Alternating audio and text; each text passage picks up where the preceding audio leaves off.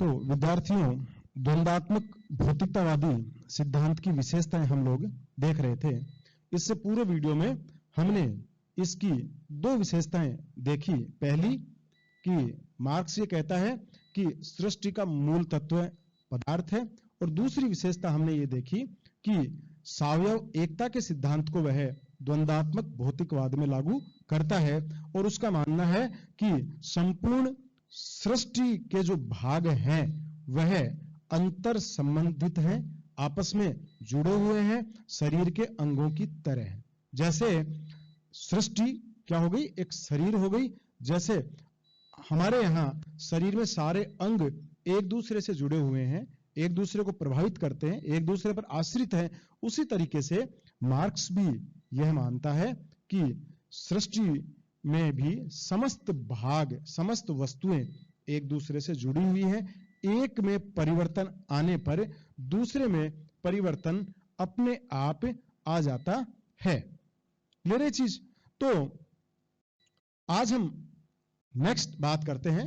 अगली जो विशेषता हमें दिखाई देती है मार्क्स के द्वंदात्मक भौतिकतावादी सिद्धांत में, तो मार्क्स कहता है कि प्रत्येक वस्तु गतिशील है और प्रत्येक वस्तु परिवर्तनशील है।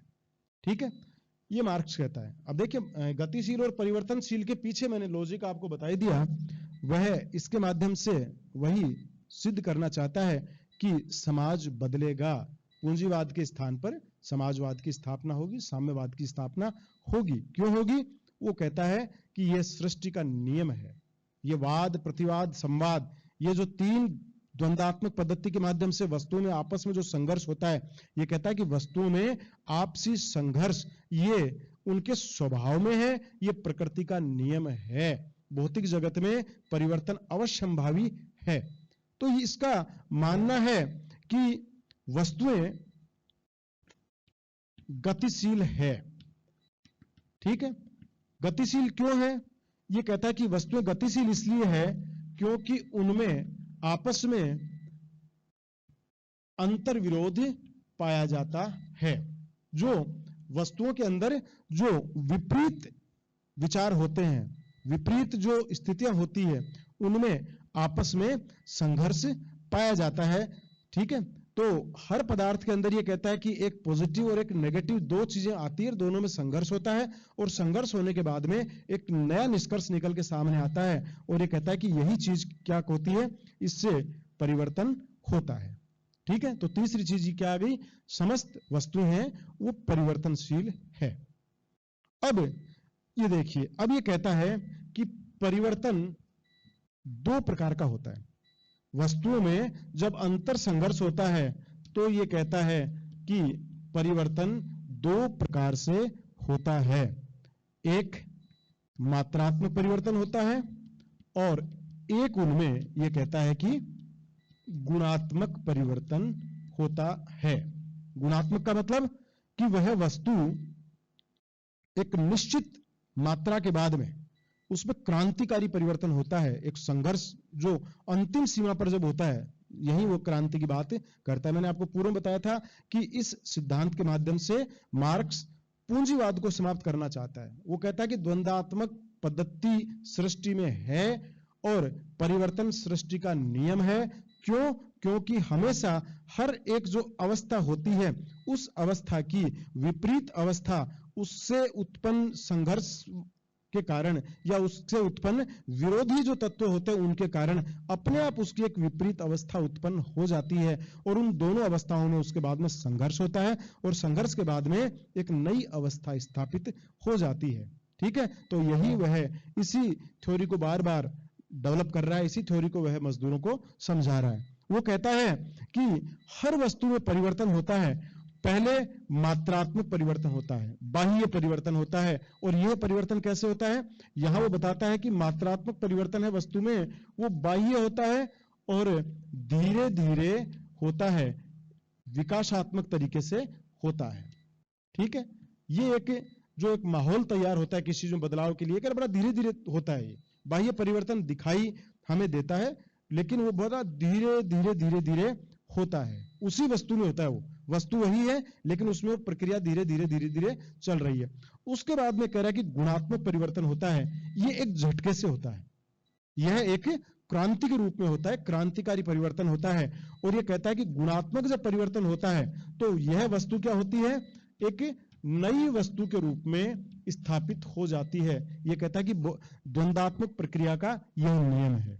द्वंदात्मक प्रक्रिया का यह क्या नियम है कि वस्तु में पहले तो अंतर संघर्षों के कारण परिवर्तन होगा, परिवर्तन पहले मात्रात्मक रूप से होगा और मात्रात्मक रूप से होने के बाद में वह किसमें कन्वर्ट हो जाता है, गुणात्मक परिवर्तन में। और जब गुणात्मक परिवर्तन होता है तो वो यह कहता है कि उसके बाद में वह वस्तु अपना अस्तित्व खो देती है और उसकी जगह पर एक नई वस्तु है वो स्थापित हो जाती है। क्लियर है चीज? तो यहां देखिए, जैसे एक एग्जांपल आपको बताएं, जैसे मान लीजिए पानी है, तो ये कहता है कि पानी में जब आप पानी को गर्म करते हैं, ठीक है, तो उसका रूप क्या होगा, मात्रात्मक परिवर्तन, उसमें धीरे धीरे उबलना शुरू होता है, लेकिन वो क्या दिखाई देता है, आपको पानी ही दिखाई देता है, धीरे धीरे। और ये कहता है कि एक निश्चित मात्रा पे आगे, जैसे मान लीजिए 100 डिग्री सेंटीग्रेड पे हो गया और हो गया, अब धीरे धीरे पानी किस में कन्वर्ट हो जाएगा, भाप में कन्वर्ट हो जाएगा। पानी के स्थान पे क्या आ गई, अब भाप आ गई, पानी के स्थान पे नई वस्तु उत्पन्न हो गई, भाप उत्पन्न हो गई। समझ गए आप इस चीज को? तो ये कह रहा है कि ये परिवर्तन जो है, पानी से भाप का बनना, ये क्या हो गया, ये गुणात्मक परिवर्तन हो गया। और पानी का उबलना धीरे धीरे, ये उसमें क्या आ रहा था, ये मात्रात्मक परिवर्तन आ रहा था। इसी तरीके से मान लीजिए जैसे आप इसको बिल्कुल ठंडा करें तो भी हम देखेंगे कि एक निश्चित मात्रा के बाद में वो पानी किस में कन्वर्ट हो जाता है, बर्फ में बदल जाएगा। समझ गए आप? एक एग्जाम्पल दिया आपको छोटा सा। यहां मार्क्स भी देखिए, ये क्यों समझा रहा है मार्क्स, मैंने बताया ना, मार्क्स भी कहता है कि जब एक निश्चित समय आएगा और पूरी क्रांति के साथ, जैसे वो कहता है कि यहां अंतिम समय में पूर्ण क्रांति हो जाती है, और इस पूर्ण क्रांतिकारी परिवर्तन, तो ये कह रहा है कि क्रांति के परिणाम स्वरूप संघर्ष की जब चरम सीमा आती है, उस समय आप देखिए वो कहता है कि नई वस्तु स्थापित हो जाएगी। तो ये कहता है कि पूंजीवाद के विरुद्ध भी ऐसी ही स्थिति उत्पन्न होगी। पहले धीरे धीरे मजदूरों में जो चेतना जागृत होगी, चेतना का मतलब कि मजदूर इकट्ठे होंगे, जो धीरे धीरे क्रांति उनके विरोध में शुरू करेंगे, तो मात्रात्मक परिवर्तन आएगा, और फिर एकदम से पूंजीवाद में गुणात्मक परिवर्तन आएगा, और पूंजीवाद के स्थान पर समाजवाद की स्थापना हो जाएगी, साम्यवाद की स्थापना हो जाएगी। ठीक है? तो इस सिद्धांत का मूल उद्देश्य मैंने आपको बताया कि मार्क्स का यही है। तो मार्क्स कहता है कि हर, यहां देखिए इसको वो क्या कहता है कि कोई भी वस्तु है, ठीक है ना, तो तीसरा आपने इसको समझ लीजिए कि परिवर्तन दो तरीके से होता है। अगली जो विशेषता यहां बताएंगे कि मात्रात्मक परिवर्तन और गुणात्मक परिवर्तन। और जब मात्रात्मक परिवर्तन होता है तो मैंने आपको बताया ना कि जो प्रथम जो अवस्था है उसे मार्क्स क्या कहता है, वाद। ये कहता है कोई भी अवस्था, पहली स्थिति जो उसकी मूल स्थिति है वो उसकी क्या हो गई, वो उसकी वाद हो गई। उसके बाद में इस प्रथम अवस्था में इसका जो अंतर विरोध होगा, इसमें जो इन अवस्था के विरोध में जो संघर्ष होगा, उसके कारण एक दूसरी अवस्था वहां स्थापित हो जाएगी, वो क्या कहलाएगी, प्रतिवाद।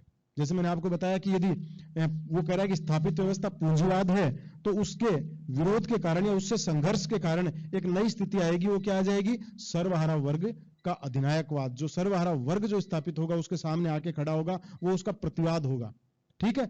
अब ये कहता है कि इन दोनों के संघर्ष में, इन दोनों में क्या होगा, संघर्ष होगा। ये द्वंदात्मक प्रक्रिया के माध्यम से करेगी, यही द्वंदात्मक प्रक्रिया है। द्वंदात्मक प्रक्रिया में हर जो मौजूदा व्यवस्था है, उस मौजूदा व्यवस्था के विरोध में एक व्यवस्था उत्पन्न होती है, और फिर दोनों में संघर्ष होता है और एक नई अवस्था स्थापित हो जाती है। मतलब मूल आप इतना ही ध्यान रखिए, मूल केवल ये यही चीज सिद्ध करना चाह रहा है कि भौतिक जगत में, जो हीगल ने, मैंने बताया ना, हीगल ने केवल आध्यात्मिक जगत में विचारों को लेकर चला था, वो कि विचार है, विचारों में संघर्ष होता है, फिर नया विचार आता है, फिर संघर्ष होता है, फिर नया विचार आता है, और वो ये कहता है कि इस प्रक्रिया के माध्यम से अंतिम सत्य तक पहुंचा जा सकता है। तो मार्क्स इसे भौतिक जगत में लागू करते हुए इसे अंतिम सत्य किसको बनाता है, भौतिक जगत का भौतिकतावादी अंतिम सत्य वो मानता है, पदार्थों के आधार पर सृष्टि को परिभाषित करते हुए साम्यवाद को, कि साम्यवाद में सब सुखी हो जाएंगे, साम्यवाद में किसी तरह का शोषण नहीं होगा, शोषणकारी व्यवस्थाएं समाप्त हो जाएगी। तो उसका मूल उद्देश्य वही है। उसी उद्देश्य की पूर्ति के लिए वह इस वैज्ञानिक पद्धति को, इस प्रक्रिया को एक वैज्ञानिक तरीके से समाजवाद की स्थापना के लिए इस प्रक्रिया का इस्तेमाल वह अपने सिद्धांत में करता है। क्लियर है चीज? तो ये कहता है कि ये मूल अवस्था जो वाद है उसका प्रतिवाद उत्पन्न होगा और उसके बाद में संघर्ष होगा, और संघर्ष के परिणाम स्वरूप जो नई अवस्था स्थापित होगी, ये कह रहा है कि वो मूल अवस्था से भिन्न एक नई अवस्था स्थापित हो जाएगी, तीसरी, जिसको संवाद या एक सामंजस्यपूर्ण, ये कह रहा है कि वो उसका निचोड़ या निष्कर्ष उसका निकलेगा, जो संवाद की स्थिति होगी। और इस संवाद की स्थिति में ये कहता है कि यहां गुणात्मक परिवर्तन भी, वाद की जो मूल स्थिति है ना, उसके गुणात्मक परिवर्तन भी इसमें हो जाएगा। और ये कहता है कि ये प्रकृति का नियम है, परिवर्तन, वाद फिर उसमें ये निरंतर चलता रहता है, परिवर्तन हमेशा इसी तरीके से स्थापनाएं होती रहती है। तो क्लियर है?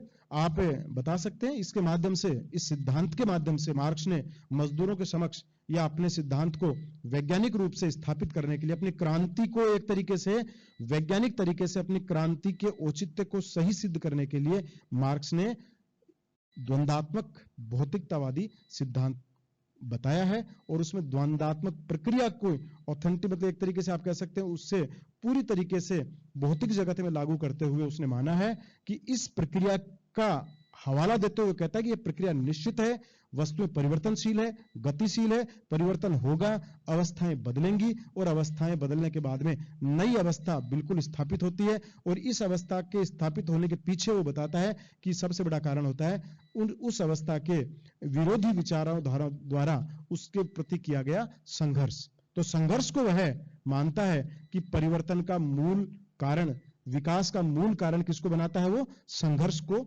मानता है। वो कहता है कि विकास वही होगा जहां संघर्ष है।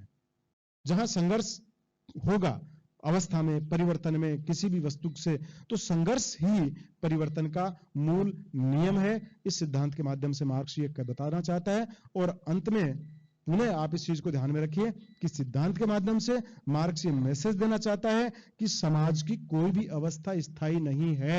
मजदूरों को वो कहना है कि पूंजीवाद भी स्थायी नहीं है, क्योंकि परिवर्तन सृष्टि का नियम है, हर वस्तु गतिशील है, परिवर्तनशील है, अवस्था में भी परिवर्तन आएगा। और जब एक जगह परिवर्तन आएगा, आर्थिक स्थितियों में आप परिवर्तन लेके आओगे, तो आंगिक सिद्धांत में देते हुए कहता है कि अन्य चीजों में परिवर्तन अपने आप हो जाता है, अन्य सभी वस्तुओं में अपने आप परिवर्तन हो जाता है। तो एक तरीके से आप कह सकते हैं कि द्वंद्वात्मक भौतिकतावादी सिद्धांत के माध्यम से मार्क्स सामाजिक परिवर्तन के एक सुव्यवस्थित नियम, ठीक है ना, इस भौतिकतावादी नियमों के द्वारा एक सुव्यवस्थित नियम सामाजिक परिवर्तन का लोगों तक पहुंचा रहा है। ठीक है, इस सिद्धांत का यही मूल उद्देश्य है। ठीक है, तो बस इतना सा आप इस सिद्धांत को समझ लीजिए और द्वंद्वात्मक प्रक्रिया समझ लीजिए। द्वंद्वात्मक प्रक्रिया में वाद, प्रतिवाद, संवाद, इनका बता दीजिए। मार्क्स कैसे इसे भौतिक जगत में लागू करता है यह आप बता दीजिए। और मार्क्स कहता है कि परिवर्तन निश्चित है, वो एग्जाम्पल भी देता है कि गेहूं के दाने का। वो कहता है कि गेहूं का एक जो दाना है यह वाद है, और इस गेहूं के दाने को जब जमीन में बोया जाता है तो उसके बाद में जो अंकुरित होता है, ये पूरी प्रक्रिया होती है इसके, तो ये कह रहा है कि ये क्या हो गया, इसका प्रतिवाद उत्पन्न होता है, संघर्ष के परिणाम स्वरूप एक नया पौधा तैयार होता है, नया अंकुरण होता है, यह प्रतिवाद है। और लास्ट में जब नया गेहूं तैयार होता है, नया गेहूं, ये कहता है कि संवाद है, जिसमें ये कह रहा है कि यहां गुणवत्ता भी आपको उससे अलग मिलेगी। तो गेहूं के बाली का एक एग्जाम्पल भी मार्क्स देता है। मार्क्स कहता है कि ये परिवर्तन स्वाभाविक है, प्राकृतिक नियम है, और इसलिए वो मजदूरों से कहता है कि इसमें सोचने की आवश्यकता आपको नहीं है। इसी द्वंद्वात्मक प्रक्रिया के माध्यम से वह एक तरीके से मजदूरों को क्रांति के लिए तैयार कर रहा है। वो ये कह रहा है कि संघर्ष के बाद की जो स्थिति है वो उच्चतर स्थिति होगी, नई स्थिति होगी, और उस स्थिति में वो आपको मात्रात्मक रूप से परिवर्तन मिलेगा और एक नई अवस्था पूंजीवाद के द्वारा, वो कह रहा है कि एक बेहतरीन जो निष्कर्ष है वो निकल के सामने आएगा साम्यवाद के रूप में, समाजवाद के रूप में। तो मुख्य रूप से मार्क्स का उद्देश्य इस सिद्धांत के माध्यम से यही बातें मजदूरों को समझाने का है। ठीक है, तो इस प्रश्न को आप अच्छे से तैयार करिए। द्वंद्वात्मक भौतिकतावाद का अर्थ क्या है, मार्क्स का थोड़ा परिचय शुरू में दीजिए, अर्थ बताइए। अर्थ के बाद में ये जो आपको 6 विशेषताएं हमने बताई है कि मार्क्स बताता है कि सृष्टि का मूल तत्व पदार्थ है, पदार्थ है वो गतिशील है। ठीक है, और गति परिवर्तनशीलता 2 प्रकार की होती है, गुणात्मक और मात्रात्मक। मात्रात्मक परिवर्तन धीरे धीरे होते हैं, गुणात्मक परिवर्तन एक क्रांतिकारी होते हैं, नई वस्तु उसकी जगह स्थापित हो जाती है। इसी तरीके से आप ये बताएंगे कि संपूर्ण जो सृष्टि है उसमें सभी वस्तुएं आपस में जुड़ी हुई हैं। ये मार्क्स सिद्ध कह रहा है, वो कह रहा है कि एक जगह परिवर्तन करोगे तो अन्य परिवर्तन अपने आप हो जाएगा, आर्थिक परिवर्तन होंगे तो सामाजिक परिवर्तन भी अपने आप हो जाएंगे। और मार्क्स कहता है इसी सिद्धांत के माध्यम से कि समाज की कोई भी अवस्था है वो स्थायी नहीं है। क्यों नहीं है? क्योंकि द्वंद्वात्मक प्रक्रिया है, ये भौतिक जगत में हमेशा चलती रहती है, वस्तुएं गतिशील है और परिवर्तनशील है। और वह मानता है कि सामाजिक परिवर्तन के भी अपने नियम हैं, वो इसी द्वंद्वात्मक प्रक्रिया के माध्यम से सामाजिक परिवर्तन भी होंगे। और मुख्य रूप से आप इस प्रश्न में बताएंगे कि मार्क्स का यह जो सिद्धांत है, समझ गए ना आप, ये यही सिद्धांत है। देखिए मुख्य रूप से जो वैज्ञानिक समाजवाद की बात आपको इसमें दिखाई देती है कि समाजवाद की जो स्थापना होगी उसकी पद्धति कैसी है, वैज्ञानिक पद्धति है। साइंटिफिक मेथड से वो बता रहा है कि किस तरीके से आपसी संघर्षों के कारण वस्तुओं में परिवर्तन होता है। और यही कारण है कि अब जो वर्तमान में अवस्था जिसे वो पूंजीवादी अवस्था कहता है, वो कहता है कि इसमें भी परिवर्तन होगा। क्यों होगा? क्योंकि इसमें अंतर संघर्ष, ये कहता है कि प्रकृति का नियम है, ये सृष्टि का नियम है कि पदार्थों में अंतर संघर्ष पाया जाता है और उसी अंतर संघर्ष के कारण उसकी अवस्था में, उस वस्तु में परिवर्तन होता है। तो ये कह रहा है कि यही अवस्था सामाजिक जो परिवर्तन है उसमें भी देखने को मिलेगी।